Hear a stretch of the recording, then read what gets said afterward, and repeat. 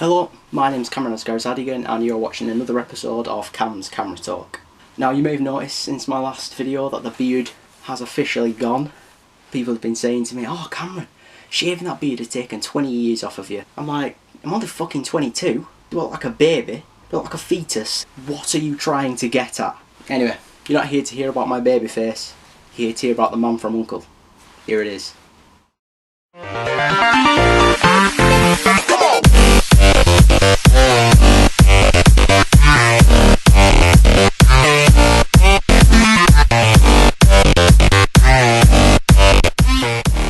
Two reviews in 2 days. You cannot say I'm not committed to this.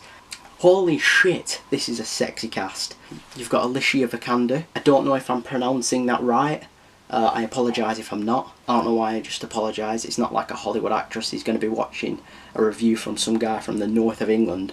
I didn't believe in love at first sight until I saw Elizabeth Debicki in this film. And the fact that she's an utter bitch as well kind of makes me like her even more. I know, it's fucked up, right? You got a little bit of Henry Cavill for the ladies. The only way this film could have got any sexier was if I was in it. Anyway, where do I start? The characters in this film individually are very solid. You've got Henry Cavill, who plays Napoleon Solo in this film. Of course, Henry Cavill made his first big Hollywood debut in The Man of Steel, and now he's playing in The Man from U.N.C.L.E. We get it, Henry Cavill.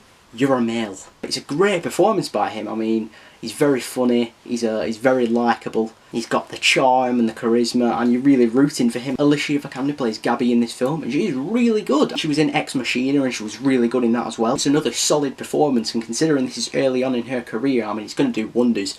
I mean, you're going to see a lot of this girl in the future. You've got the antagonist, who's played by Elizabeth Debicki in this film. I mean, she's got kind of that Bond villain-esque thing going on. I mean, when she was on screen, she was fun to watch. Armie plays Illya in this film, which is Napoleon Solo's partner. Armie is good in this film, but a lot of the times the film sort of focuses on that stereotypical kind of Russian. I'm a Russian.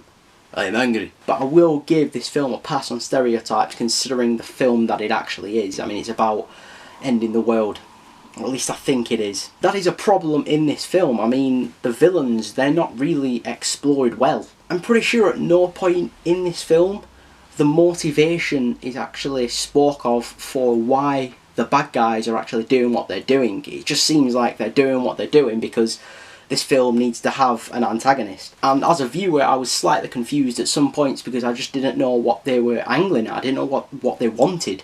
The character chemistry in this film isn't the greatest. I mean, put together, these characters, they don't gel as well as they probably should have. I mean, you have a romantic interest between Armie's character Illya and Alicia Vikander's character Gabby, but there's no real reason why it started. It just did. I mean, 1 minute they're sort of at each other's throat, and then the next they're in love, and it's like, hang on, what have I actually missed here? It felt like there was no real connection on an emotional level. Armie and Henry Cavill connect well to some degree, but that's very similar to the Armie and Alicia Vikander situation. There's not enough time and devotion spent into delving why these characters react how they do to each other.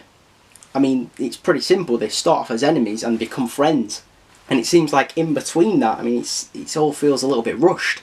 This film's of course directed by Guy Ritchie, director of Snatch, Lock, Stock, the two new Sherlock Holmes films that come recently with Robert Downey Jr. And he puts his own mark on it. I like his style and how he shoots the action scenes. I mean, he shoots it a lot different to many other directors would. He presents it differently, and for a film like this, it works. This film is funny to some degree, but I felt like a lot of the jokes weren't really landing as much as they were meant to.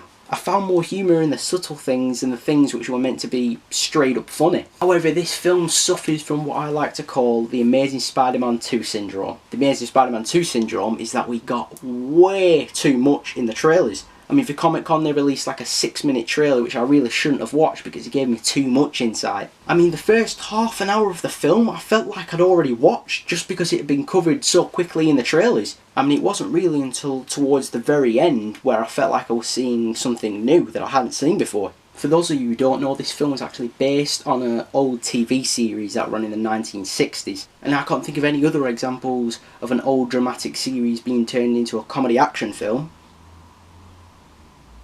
Yeah, of course, 21 Jump Street was also based off an old TV series which was more of a dramatic, and of course now it's been turned into more of an action comedy film. They're relatively similar films, but if all the films are rehashed from dramatic TV series and turned into comedies these days, then they're pretty fun. Now I might actually be looking forward to the Baywatch film that stars Dwayne "The Rock" Johnson. Yes, I didn't just make that up, that is happening. Google it. This film surely now has escalated Henry Cavill to become the favourite to play James Bond. I mean, he has to. You just see him, he's got the charm, he's got the charisma, you just see him in the suit with the gun, and you just think James Bond. That's just the immediate reaction which happens in your head. I've got to think that now it's either a toss-up between Idris Elba and Henry Cavill to play the role of the next James Bond. I mean, I found a few flaws with this film, but that doesn't mean to say I didn't have fun with it.